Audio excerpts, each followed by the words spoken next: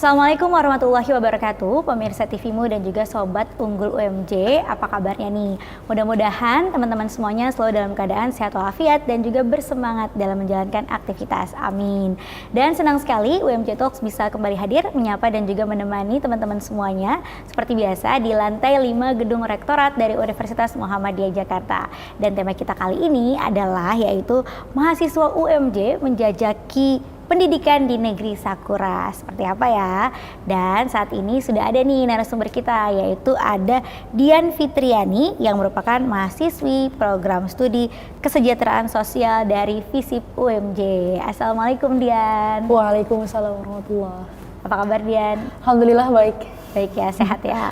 Ya, luar biasa. Nah, Dian, kira-kira ini Dian pernah menjadi salah satu mahasiswa yang dikirim oleh UMJ untuk pertukaran pelajar ke negeri Sakura, ke Jepang ya? Iya, betul.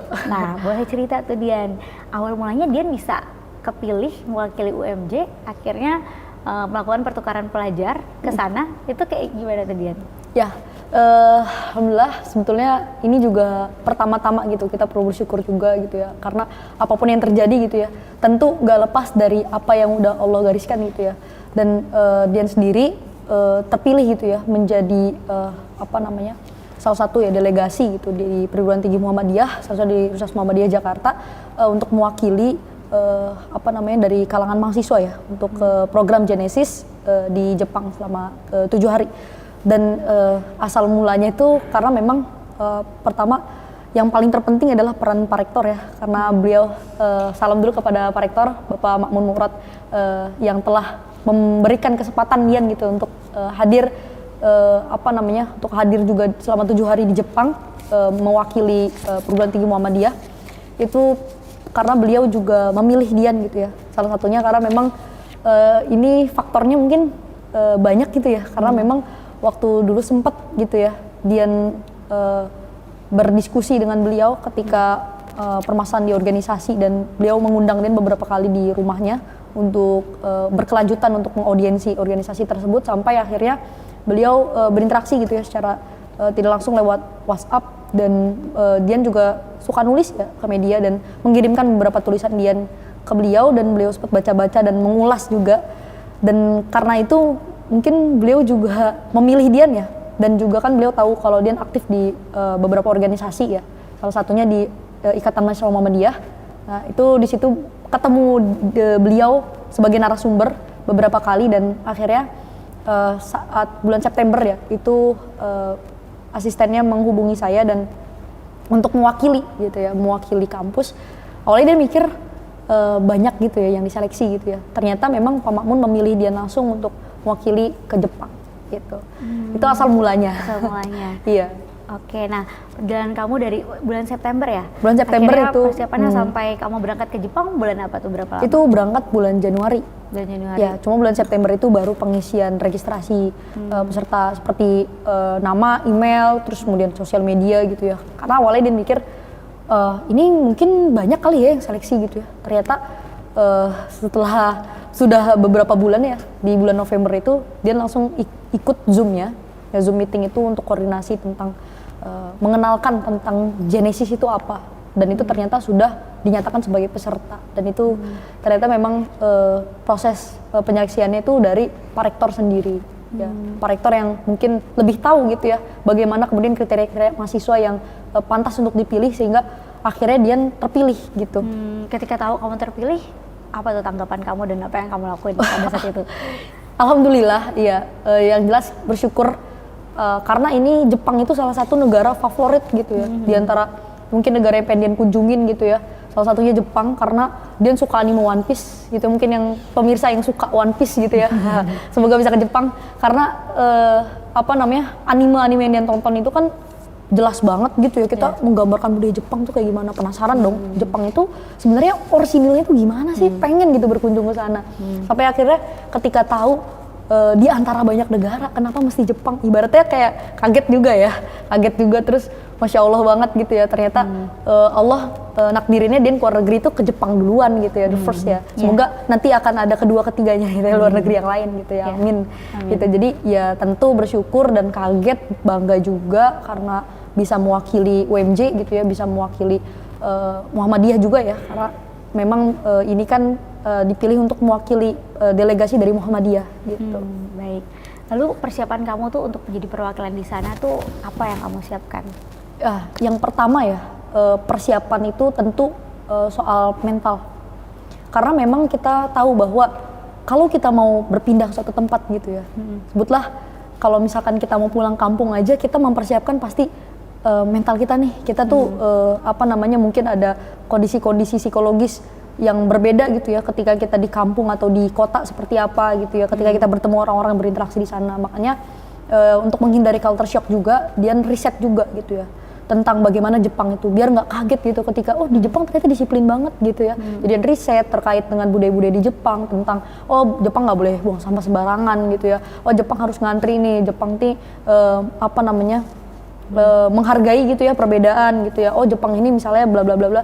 Dia riset dulu gitu ya untuk mempersiapkan mental dia, untuk mempersiapkan agar dia itu bisa lebih nggak kaget gitu ya. Wah, Jepang gini ya gitu ya. Jadi lebih ke riset ya. Kemudian yang kedua dia mempersiapkan soal fisik juga ya, soal kesehatan. Karena bagaimanapun ketika kita berkunjung gitu ya ke luar negeri yang jauh, maka perbedaan cuaca itu mempengaruhi kesehatan.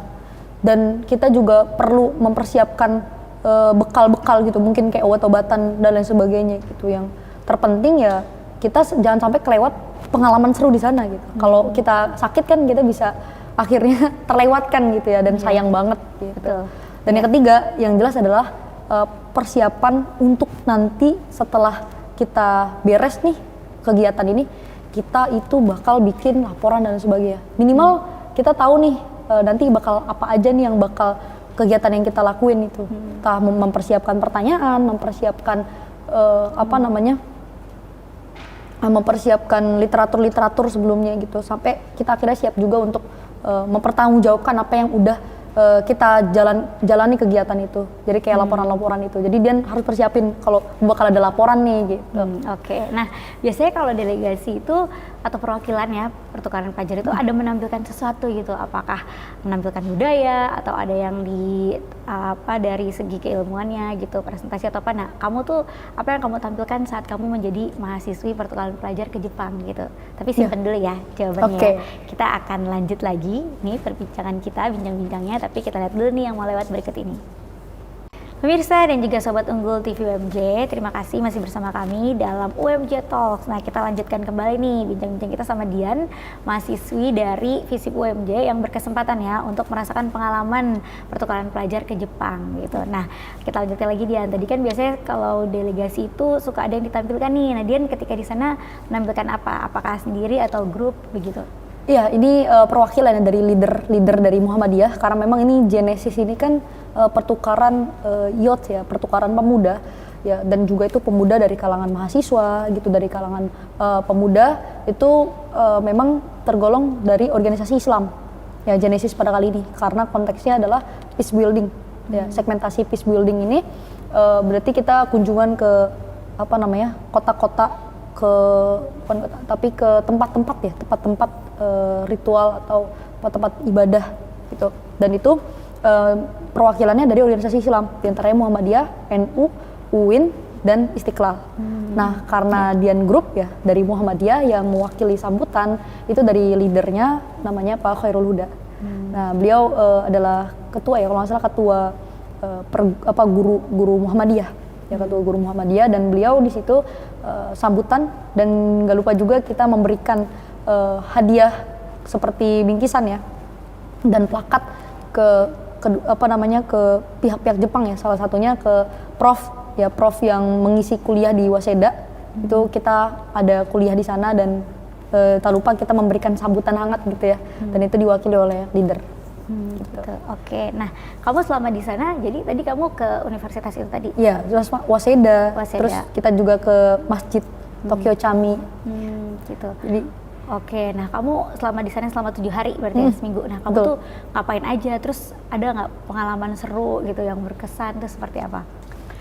Nah ini menarik ya, ketika Dian pertama kali gitu ya ke kampus Waseda gitu ya. Dulu pertama kali, mungkin nggak tahu ya bakal kedua kali atau ketiga kali, amin. Karena di kampus Waseda ini terkenal ya lewat dari YouTuber Jerome Pauline. Karena beliau kan kuliah di sana. Nah, Dian baru berkunjung di kampus Waseda ini, first impression-nya luas banget dan ada patung yang tinggi, dan itu kita disambut dengan patung itu, banyak yang foto di sana ya. Dan kemudian di sana beda ya, karena kan cuacanya lebih cenderung dingin di Jepang, jadi koridornya itu dilengkapi dengan penghangat ya, penghangat. Dan dia datang sana jelas ya berbeda dengan kelas di Indonesia. Kalau di ya. sini pakai AC gitu. Iya, kalau di sana penghangat penghangat gitu ya.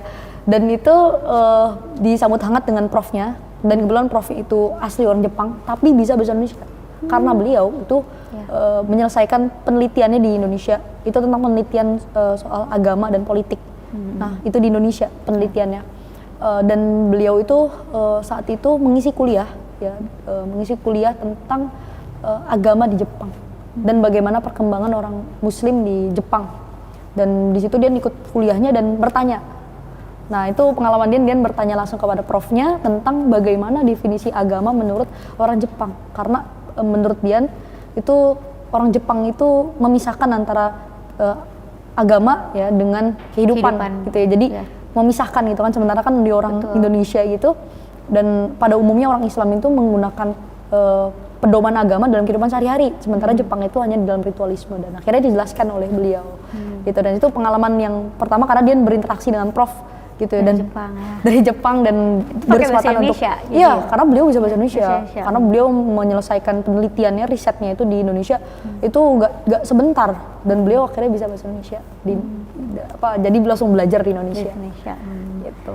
Ya, itu salah satu pengalaman yang seru. Iya, pengalaman yang Masya Allah ya, maksudnya bisa nih kita ngobrolnya sama dosen Jepang gitu, tapi nggak bisa di Indonesia. Iya. Nah, kalau budaya-budaya di Jepang nih ya, yang kamu temui di sana gitu, yang kamu, oh ternyata kayak gini ya, atau sempat nggak kamu mengalami culture shock gitu misalnya, atau seperti apa? Ini sih, yang menarik adalah, karena kan kita kan mayoritas Muslim ya, bukan mayoritas Muslim, bahkan yang dikirimkan ya, khususnya delegasi di sana itu kan kanonisasi Islam, jadi ya kita semua Muslim. Dan itu makanan sulit sekali, jajanan itu sulit sekali menggunakan yang non babi gitu ya. Jadi banyak kalau misalkan kita mau makan ramen itu kita nanya dulu nih, dan itu lagi bahasa Inggris. Sementara mereka juga kesulitan berbahasa Inggris karena kan menggunakan bahasa Jepang ya. Mereka lebih mengutamakan bahasa Jepang gitu ya, bahasa lokalnya gitu. Dan kita tuh kesulitan juga kalau misalkan mau nanya nih, ini ada daging babinya atau enggak gitu, pakai bahasa Inggris. Mereka agak mencerna dulu gitu ya. Oh, pas itu dijawab gitu. Dan itu pengalaman menariknya ya, apa namanya, kita mungkin kesulitan gitu ya mencari makanan halal ya di sana gitu. Ketika kita ke kantin, ke apa namanya, ke food courtnya atau ke pasar tradisionalnya, lebih banyak menjajakan makanan-makanan yang non halal gitu ya. Bahkan mungkin yang paling titik kritisnya halal itu kan banyak ya, nggak cuma babi gitu ya. Ada juga mirin ya, alkohol dan lain sebagainya, dan itu mereka gunakan dalam bahan-bahan makanan. Karena kan mereka muslimnya sedikit banget gitu ya, minoritas gitu ya. Dan kita tahu bahwa ya kita perlu beradaptasi di selama 7 hari di sana gitu, dengan makanan yang mungkin sulit untuk ditemukan untuk orang muslim gitu. Tapi ada pendamping juga dari? Ada pendamping, dan kita kalau di hotel tuh jadi diarahkan gitu, ini makannya halal. Ada ini menarik juga, ada temen dia udah habis berapa sosis, ternyata itu pork. Iya, nah itu ya semoga ini ya, emang karena nggak sengaja juga nggak tahu, dan itu dikasih tahu, oh ini ada daging babi, sosisnya itu bahan daging babi gitu. Jadi kita kan umumnya kalau sosis ya daging sapi, daging ayam, kalau di sana kan campuran ya, ya atau betul. Dan itu halal itu. Iya, itu culture shocknya itu salah satu soal makanan sih. Oke. Selain itu, tapi makanan itu sendiri yang halal ya di Jepang tuh gimana rasanya? Kalau Indonesia kan terkenalnya karena makanan enak juga ya. Kalau di Jepang, apakah enak juga atau lucu nih rasanya? Ini memang alhamdulillahnya karena koordinatornya ini kan memang orang asli Jepang, tapi suaminya orang Jepang. Orang Indonesia. Beliau orang Jepang tapi suaminya orang Indonesia. Jadi beliau tahulah gitu ya soal bagaimana budaya di Indonesia juga. Beliau bisa berbahasa Indonesia dan lebih mudah untuk berkomunikasi tentang apa yang kita inginkan. Nah, jadi beliau akhirnya mengarahkan juga untuk ke restoran-restoran yang notabene itu bukan ori dari Jepang gitu ya. Jadi ada yang restoran Turki, restoran India yang memang menyediakan makanan halal gitu. Jadi kalau dibilang, tapi pernah nggak makan makanan Jepang? Pernah, tapi lebih banyaknya mungkin ke makanan-makanan non-Jepang gitu. Jadi ya rasanya kalau makanan India di Jepang ya kayak makanan India gitu, kari ya. Gitu ya. Terus kalau makanan makanan Turki itu dia lengkap gitu ya, ada appetizer, ada main course, ada dessertnya gitu. Terus kalau makanan Jepangnya ya mungkin menghindari daging gitu ya. Jadi kita lebih kayak tempura, terus kayak ada sayur asin gitu. Jadi kayak kalau kita menyebutnya asinan gitu ya. Asinan. Nah, tapi itu dari Jepang gitu. Iya. Dan itu tuh kayak agak aneh di lidah kita. Kimchi kayak agak aneh di lidah kita. Ya. Ada kacang-kacangan. Jadi kita lebih banyak makan makanan Jepang yang memang betul-betul nabati gitu ya, bukan yang daging gitu. Karena kalau daging pun paling ya ayam, ya paling katsu ya, itu yang paling umum gitu ya, yang mungkin orang Indonesia juga sering makan gitu ya. Itu jadi pengalaman tersendiri ya. Betul. Nah di Jepang juga adakah yang kamu nih, ekspektasi kamu tentang Jepang misalnya ini tadi disiplin dan juga tertib semuanya, tapi ternyata mungkin ada hal lain yang ternyata beda ya dari yang prediksi orang kebanyakan atau ekspektasi kamu nih gitu. Tapi kamu simpen dulu ya jawabannya ya. Kita akan bahas lagi, kita lihat dulu nih pemirsa yang berikut ini. Pemirsa jangan kemana-mana, tetap bersama kami di UMJ Talks. Pemirsa TVmu dan juga Sobat Unggul UMJ, kembali lagi dalam UMJ Talks dan kita lanjutkan kembali nih cerita-cerita Dian tentang pengalamannya menjadi mahasiswa pertukaran pelajar di Jepang ya. Oke Dian, kita lanjutkan lagi. Tadi gimana Dian, ada nggak yang pengalaman ataupun mungkin juga ekspektasi kamu yang baru yang kamu dapatkan ketika berada di sana? Jadi ekspektasi kita tuh kalau sebelum namanya keluar negeri ya, apalagi Jepang itu kan negara yang kaya gitu, pasti lebih mahal gitu ya kita pandangannya. Nah, jadi waktu itu pas berkunjung ke salah satu swalayan gitu ya, salah satu swalayan atau pasar modern, ada di lantai atas tuh baju-baju gitu ya. Kita mikirnya kalau baju-baju tuh mahal di sana, ternyata baju-baju itu cenderung lebih murah ya. Jadi relatif murah, nggak terlalu mahal gitu ya untuk kalangan keluar negeri terus belanja baju gitu. Karena kalau kita beli jaket misalkan yang tebel itu ya bisa 900 yen, 800 yen, ya itu setara dengan 90.000 gitu ya, dan itu jaket gitu, dan itu relatif murah. Tapi kalau makan itu mahal, dan itu kan ekspektasi kita murah kayaknya deh gitu ya, karena kan namanya Asia Timur itu kaya dengan makanan gitu ya. Ternyata mahal, jadi seporsi itu ya yang makanan yang lengkap gitu. Kalau orang Indonesia kan biasanya satu porsi 3 lauk gitu ya. Nah itu tuh bisa 1.500 sampai 200 yen, 1.500 sampai 2.000 yen. Berarti itu sekitar 220 ribuan. Ya, itu cukup mahal gitu untuk makan. Jadi biaya hidup di sana. Jadi seperti itu ya, ternyata yang beda dengan kita di Indonesia. Betul. Oke, nah yang dipelajari di Jepang nih selama seminggu kamu di sana tuh apa aja dari segi pendidikan misalnya? Yang pertama tentu perkuliahan bersama Prof di Universitas Waseda itu kita mendapatkan perspektif tentang pandangan orang Jepang terhadap Islam. Kita belajar tentang bagaimana mereka kemudian memperlakukan gitu ya orang-orang yang beragama gitu ya, dengan berbeda agama, dan keragaman di Jepang itu seperti apa. Kita belajar dari sana dan juga belajar sejarah Masjid Tokyochami. Karena kita juga berkunjung ke sana dan kita belajar banyak tentang sejarah masjid ini dan sejarah masjid pertama di Jepang gitu. Iya, itu masjid pertama di Jepang, dan memang karena relatif sedikit ya di Jepang itu masjid, karena memang muslimnya sedikit, dan juga bagaimana pergerakan populasi di Jepang. Itu kita juga belajar dari Prof itu. Beliau menjelaskan tentang resesi populasi di Jepang itu cukup mengkhawatirkan, dan ini juga yang menjadi penyebab utama mengapa Jepang itu membuka peluang cukup besar beasiswa pendidikan. Jadi untuk orang-orang yang di luar negerinya Jepang ya, Indonesia, terutama di ASEAN gitu ya, dan di Asia gitu ya, itu orang Indonesia, orang Korea, orang Malaysia dan sebagainya itu ya, terutama di Asia itu mereka membuka peluang cukup besar untuk beasiswa full dari sana dari Jepang. Ya dari Kementerian Luar Negerinya, dari Kementerian Pendidikannya, kemudian dari lembaga-lembaga gitu kayak Mitsubishi mengeluarkan beasiswa sendiri gitu ya, dari lembaga-lembaga swasta juga membuka peluang besar untuk beasiswa. Jadi itu alasan terbesar juga kenapa mereka membuka peluang banyak gitu, karena memang populasinya sedang menurun. Ya harapannya biar bisa nikah dan melanjutkan keturunan di sana. Iya, betul. Oke. Tapi jadi positifnya juga ternyata di Jepang banyak bertabur beasiswa. Iya, betul. Oke, nah kalau dari Dian sendiri, selain pengalaman berkesan jadi mahasiswa pertukaran pelajar ke Jepang, ada pengalaman berkesan apa lagi nih? Ada kegiatan-kegiatan lainkah yang dilakukan juga selain misalnya sibuk kuliah gitu? Ya, alhamdulillah ya setelah Jepang, karena kan memang akses untuk ke Jepang adalah aktif organisasi. Juga perlu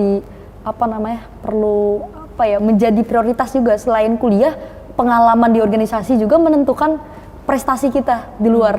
Karena kan bagaimanapun Pak Rektor kenal Dian itu dari organisasi ya. Dan itu menjadi peluang emas bagi teman-teman yang aktif di organisasi. Kita bisa melanjutkan siapa tahu studinya ke luar negeri karena organisasi. Gitu. Jadi bukan hanya keaktifan di akademik di kelas aja, tapi juga di organisasi juga itu adalah salah satu yang tidak boleh dilupakan oleh mahasiswa, karena mahasiswa bagaimanapun tidak akan bisa diulang ya. Mahasiswa S1 kan nggak bisa diulang, kecuali double degree gitu ya. Dan itu biasanya pengalaman yang paling seru adalah di organisasi. Salah satunya di Ikatan Mahasiswa Muhammadiyah. Kebetulan Dian aktif di sana, dan Pak Makmun, Pak Rektor kita itu beliau adalah kader Ikatan Mahasiswa Muhammadiyah, dan alhamdulillah pernah berinteraksi langsung dengan beliau ketika beliau menjadi narasumber. Jadi kebetulan banget gitu ya, bukan kebetulan banget, mungkin juga takdir gitu ya, bahwa Allah nakdirin Dian itu ya lewat sana gitu, lewat organisasi, dan beliau kenal Dian dari situ. Dan akhirnya jadi berani juga ya.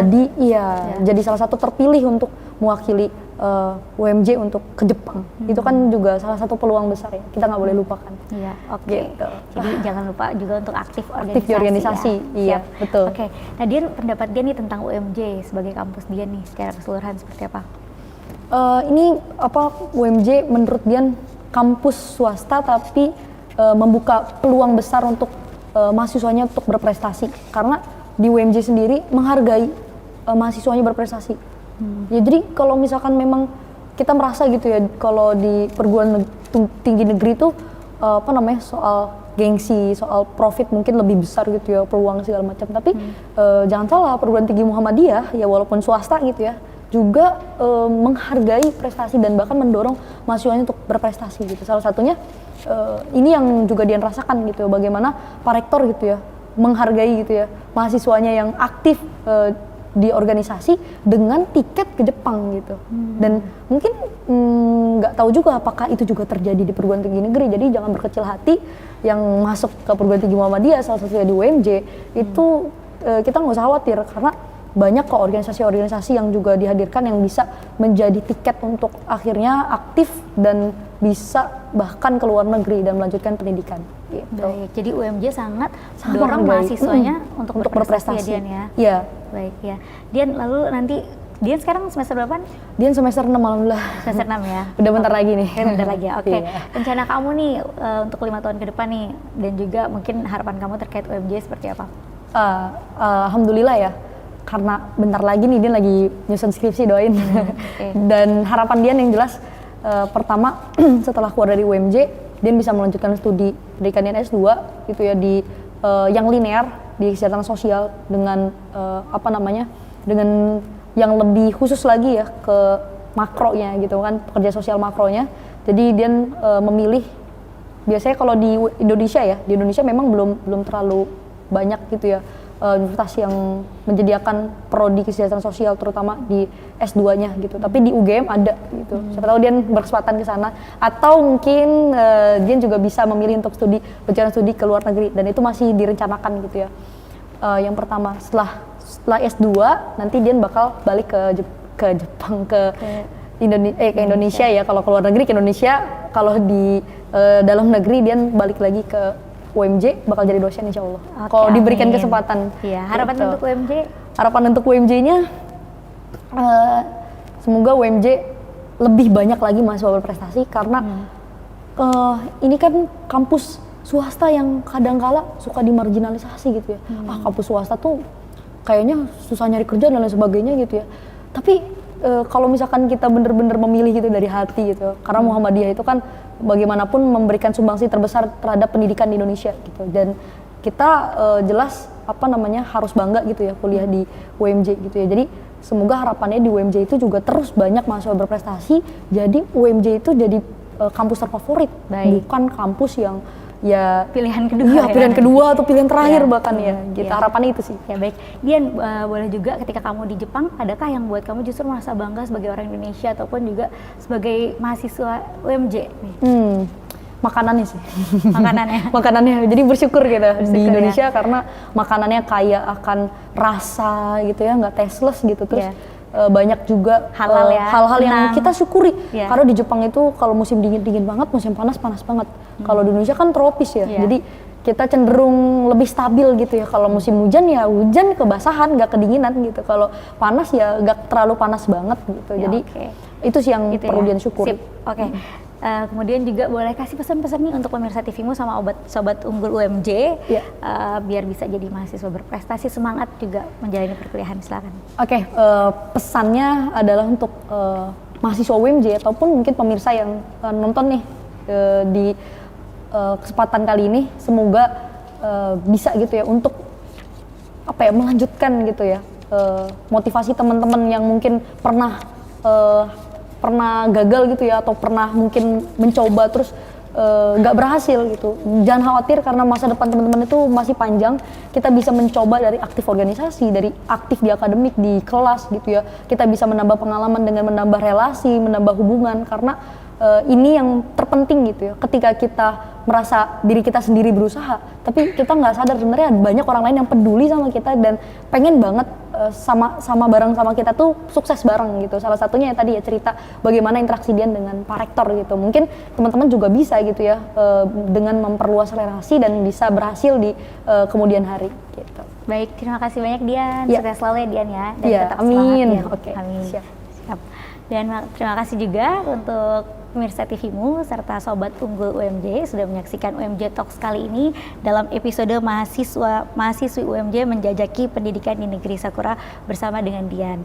Dan tidak terasa kita sudah sampai di penghujung acara pemirsa. Saya Vini Aliani bersama juga dengan Dian dan seluruh kerabat kerja yang bertugas, kami mohon pamit undur diri. Jangan lupa untuk saksikan UMJ Talks dalam episode-episode selanjutnya. Akhir kata, wassalamualaikum warahmatullahi wabarakatuh.